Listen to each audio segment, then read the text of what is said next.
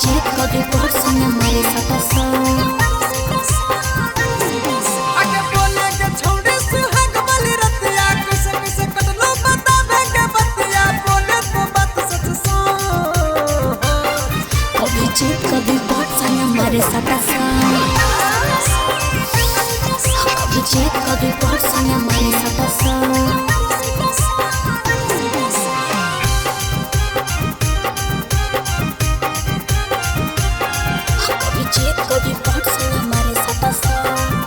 बहुत संग हमारे साथ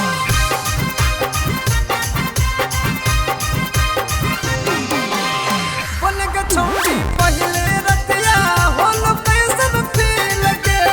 ऐसा न मजा मरल कैसैया गेले पलंगिया हेल रे गेले पलंगिया हेल रे बोले के छोड़ी पहले रतिया होलो कैसन फील के ऐसा न मजा मरल कैसैया गेले पलंगिया हेल रे बोले के छोड़ी भतर के कहानी के बेर झारा हो तोर पतई पे पानी संग कने हो तो कम फटफो कभी जीत कभी बहुत संग हमारे साथ कभी जीत कभी बहुत संग हमारे साथ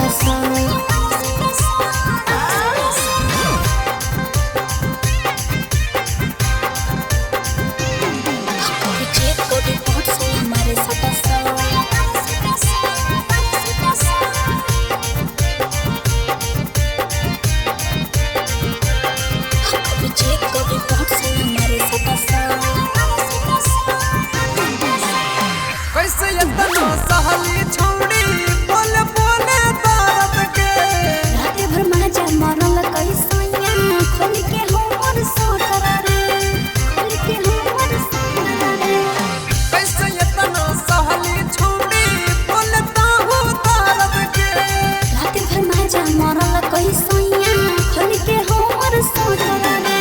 लाला हो के नहीं रे बिस लाल के चिकन चिकन गल कैसे होलो लाल मजा मारा हो रोज फटफो कभी जीत कभी बहुत संग हमारे साथ कभी जीत कभी बहुत संग हमारे साथ